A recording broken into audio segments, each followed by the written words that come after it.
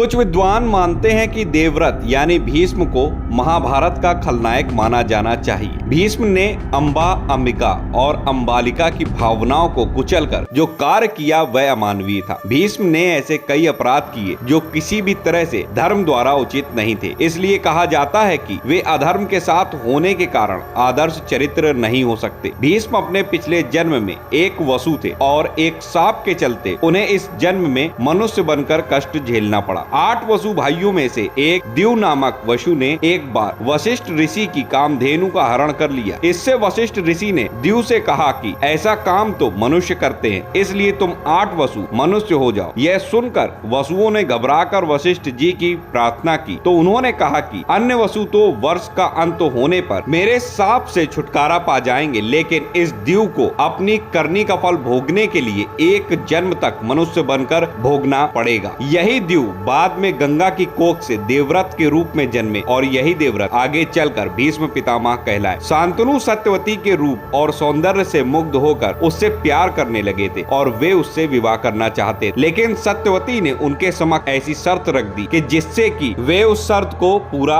नहीं कर पाए। इसके कारण वे दुखी और उदास रहते थे। जब भीष्म को इसका कारण पता चला तो भीष्म ने अपने पिता शांतनु का विवाह सत्यवती से करवा दिया। सत्यवती के कारण ही भीष्म को आजीवन ब्रह्मचर्य रहने की कसम खानी पड़ी थी। कसम खाने के बाद उन्होंने हस्तिनापुर की गद्दी पर कुरुवंश का शासन बरकरार रखने के लिए कई तरह के अपराध किए थे। नंबर 1, सत्यवती के कहने पर ही भीष्म ने काशी नरेश की 3 पुत्रियां अंबा, अंबालिका और अंबिका का अपहरण किया था। बाद में अंबा को छोड़कर सत्यवती के पुत्र विचित्र वीर से अंबालिका और अंबिका का विवाह करा दिया गया था। नंबर 2, गांधारी और उनके पिता सुबल की इच्छा के विरुद्ध भीष्म ने धृतराष्ट्र का विवाह गांधारी से करवाया था। माना जाता है कि इसीलिए गांधारी ने भी अपनी आंखों पर पट्टी बांध ली थी। आखिर अंत में गांधारी को देवाग्नि में जलकर खुद के प्राणों का अंत करना पड़ा। नंबर 3, सभा में जब द्रौपदी को निर्वस्त्र किया जा रहा था तो भीष्म चुप बैठे थे। भीष्म ने जानते बूझते दुर्योधन और शकुनी के अनैतिक और छलपूर्ण खेल को चलने दिया। सरसैया पर भीष्म जब मृत्यु का सामना कर रहे थे तब भीष्म ने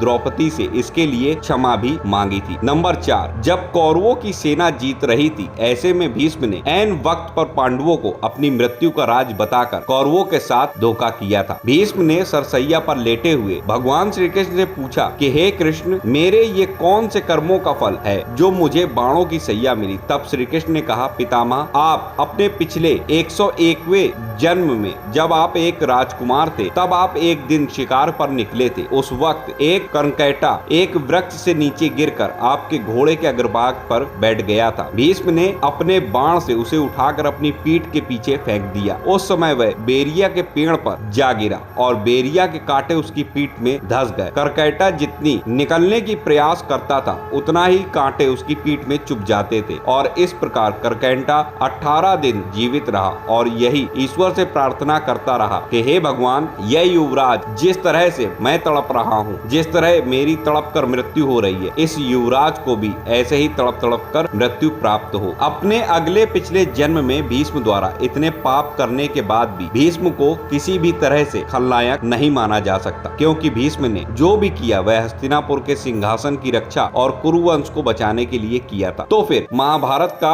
सबसे बड़ा खलनायक कौन था? इस पर भी मैं पिछली बार वीडियो बना चुका हूँ, जिस वीडियो का लिंक मैं आपको डिस्क्रिप्शन में दे दूंगा कि आखिर में महाभारत का असली खलनायक कौन था। वीडियो पसंद आया हो तो लाइक करिए, चैनल पर नए हैं सब्सक्राइब करिए, कमेंट में जय श्री कृष्णा जरूर लिखिएगा। मिलता हूँ अगले वीडियो में नई जानकारी के साथ, तब तक राधे राधे।